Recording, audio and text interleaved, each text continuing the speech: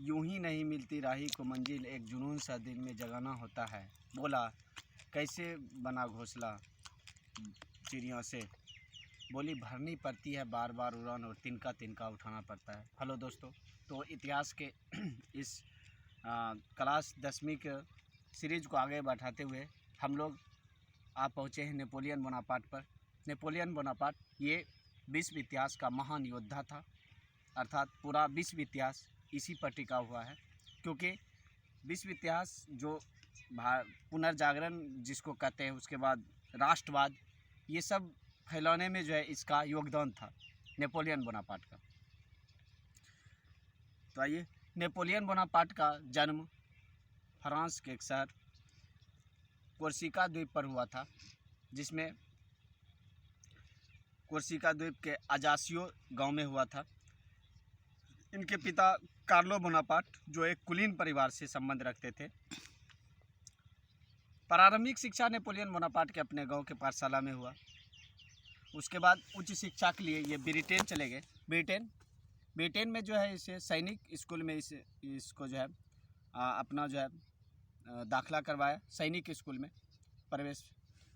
वहाँ से जो है ये युद्ध क्षेत्र यानी युद्ध तकनीकी, तोप खाना चलाना, रक्षा व्यवस्था वाला जो है विषयों पर जो है ये गहन चर्चा विमर्श करके और अपना कोर्स पूरा करके लौटता है फ्रांस लौटने के बाद 1785 ईस्वी में इसे सेना में शामिल कर लिया जाता है और लेफ्टिनेंट का पद दिया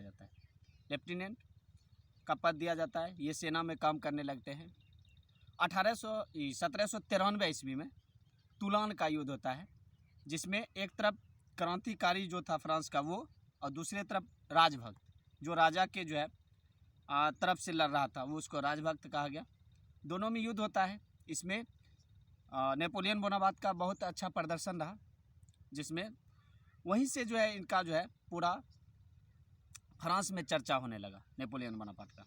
बात आगे बढ़ी। 1700 फिर ब्रिटेन के खिलाफ फ्रांस से युद्ध करता है 1798 ईस्वी में। उसमें भी इसे भेजा गया, नेपोलियन बोनापार्ट की सेनाओं सहित गया ब्रिटेन पर आक्रमण करने के लिए। ब्रिटेन में इंग्लिश चैनल को जो है कारण जो है वहाँ इनको जो है थोड़ा कठिनाई हुई ब्रिटेन के युद्ध में, निराशा हाथ लगा, लेकिन ये हार नहीं माने। ये पूरे यूरोप पर जो है एक के बाद एक जो है आक्रमण करता है, और जैसे मिस्र हो गया, बेबीलोन हो गया, उसके बाद और भी कई देशों पर जो है ये आक्रमण करता है। फिर 1799 ईस्वी में ये कौंसिलेट का सदस्य बनता है, अर्थात एक नया विभाग बनाया फ्रांस में, और इसका ये प्रधान बन गया कौंसिलेट का, तृतीय स्टेट का। 3 स्टेट होता था कौंसिलेट में, ये प्रधान हो गया। फिर बात आगे बढ़ी, और उसके बाद ये 1804 आते ये फ्रांस का सम्राट बन बैठा, पूरा सम्राट। अब पूरा फ्रांस इसके अंदर, अब ये अपना अभियान जो है फिर विभिन्न यूरोपीय कंट्री पर करता है। जैसे ऑस्ट्रिया का जो है इटली पर जो है क्या था, वर्चस्व था, इटली को उपनिवेश बनाया हुआ था, उसके खिलाफ ये लड़ा। उसके बाद ऑस्ट्रिया को पराजित किया, वहाँ जो है ये सार्डिनिया प्रदेश को जीतता है और वो फ्रांस को जो है सौंप देता है। इस प्रकार से नेपोलियन की जो है सफ़र आगे बढ़ रही थी, लेकिन उधर ब्रिटेन, रूस, ये सब जो है इन पर नजरें गथाए हुआ था इस योद्धा पर। और दूसरी बात ये थी कि नेपोलियन एक नीति अपनाया था, जिसके अनुसार ये किसी भी यूरोपियन कंट्री को ब्रिटेन से जो है व्यापार करने के लिए मना कर रहा था। इसके लिए जो है, लेकिन सब तो इसको सामने कह देता था कि हम व्यापार नहीं करेंगे, लेकिन वो अपने आप जो है अंदर ही अंदर वो सब ब्रिटेन से व्यापार कर रहा था, यानी इसके साथ धोखा हो रहा था। इस प्रकार इसकी स्थिति अंदर अंदर कमज़ोर हो रही थी थोड़ा। फिर दूसरी बात ये थी, ये रूस पर आक्रमण करता है। रूस पर जब आक्रमण करता है तो रूस बर्फीला इलाका है, लगभग 4 लाख योद्धा के साथ ये आक्रमण करता है। और रूस का जो शासक रहता है जार उस समय, वो क्या करता है, वो जो जहाँ ज़्यादा बर्फीला इलाका है वहाँ चला जाता है।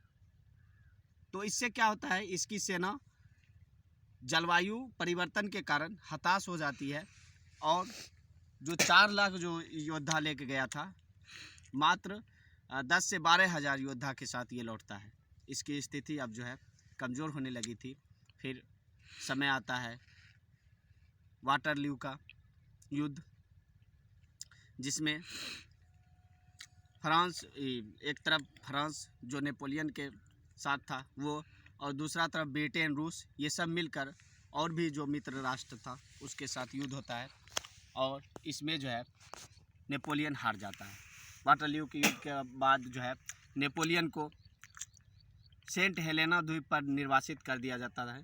सेंट हेलेना द्वीप जिस पर जो है 1821 ईस्वी में नेपोलियन बोनापार्ट की मृत्यु हो जाती है, महान योद्धा का अंत हो जाता है।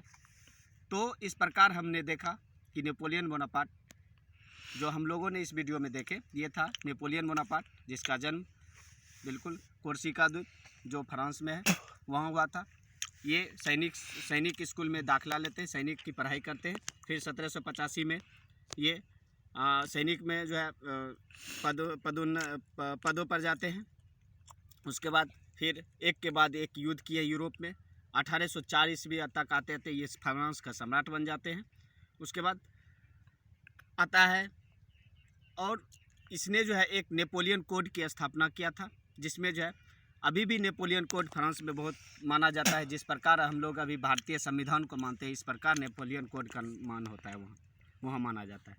नेपोलियन कोड जो है ये फ्रांस के जो है जनता का अधिकार था, अधिकार के लिए जो है बनाया गया था। फ्रांस में जो है समानता का अधिकार के लिए बनाया गया था नेपोलियन कोड। तो इस प्रकार इस योद्धा का जो है अंत होता है और इसका जो है कुछ उपाधियां हैं, जैसे इसको युद्ध क्रांति का टिशू कहा जाता है। उसके बाद और भी कई उपाधियां हैं। तो इसी के साथ आज यहीं तक, जय हिंद।